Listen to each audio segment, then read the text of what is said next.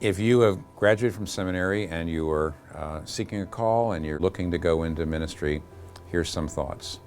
One is privilege a job prospect that would make you a generalist. If you've got a number of job prospects, very often I think young seminary graduates love to go to some big church where there'll be a specialist, where they'll just teach the youth group or something like that. But frankly, one of the best ways you possibly can learn the ins and outs of ministry is to go someplace where you actually have to do it all, where you have to speak and you have to pastor and you have to counsel and you have to evangelize and you have to maybe marry and bury. So there's a real advantages to being actually in a smaller church. Number two, you probably are going to underestimate the importance of pastoring.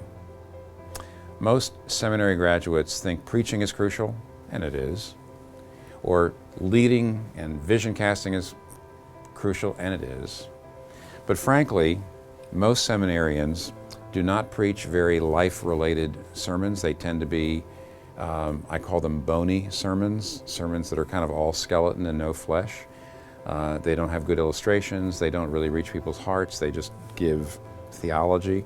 And one of the reasons why your sermons are not all that engaging is because you haven't been spending enough time with people. You got to be involved with them. You've got to be immersed in their lives. You've got to be walking with them through pain and suffering. And pastoring and loving people and being deeply involved with their lives will make the sermons better and will actually also get people to follow you when you're trying to lead them. So don't underestimate the importance of pastoring. Thirdly, probably there's going to be a tendency for you to impose a favorite church model wherever you go. Seminarians get very enamored of certain models, certain churches. They have certain ministers that are their heroes, certain churches they think are great. And then what they want to do is no matter where they go, regardless of what the people are like, regardless of the culture, regardless of the part of the world they go to, they just take that model and try to impose it on the people rather than ask what kind of model really would work here. So there's a rigidity, please avoid that. And one last thing to say, you probably almost certainly underestimate the importance of prayer. You're nervous, you want to do well, you want to preach well, so you get up every day and you get out there and you don't take an hour to pray.